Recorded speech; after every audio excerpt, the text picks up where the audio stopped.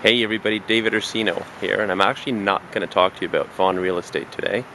As you can see, I'm here lurking in the dark in our very own haunted house right here in Vaughan.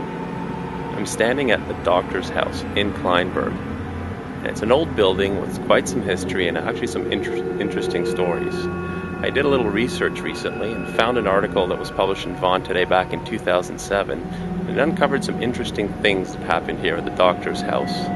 A lot of these things were witnessed by people that have worked here in the past or that have owned the doctor's house. And there's some stuff that is pretty unexplained, kind of scary actually. For example, an old employee, Marion Deeth, that used to work here, witnessed some very unexplained things, such as lights going off. For example, they would lock up the doctor's house, they would all leave together, and as they left and they'd look back, all the lights were back on at the doctor's house.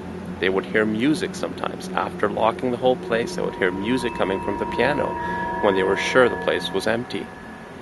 Interesting. There was an owner who every night at 10:20 the lights would dim. He would witness the lights dimming by themselves, and then the Christmas tree would shake violently for a while.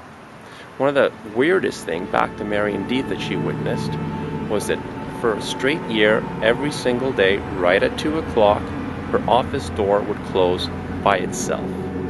Unexplained, she would prop it open sometimes to make sure that it couldn't close, and yet it would close by itself.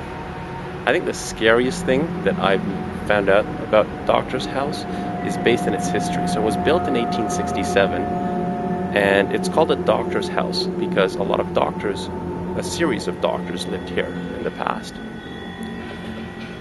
And there was one doctor who had a daughter, and this daughter became pregnant out of wedlock. Back then, in the 1800s, obviously, being pregnant out of wedlock was a big no-no.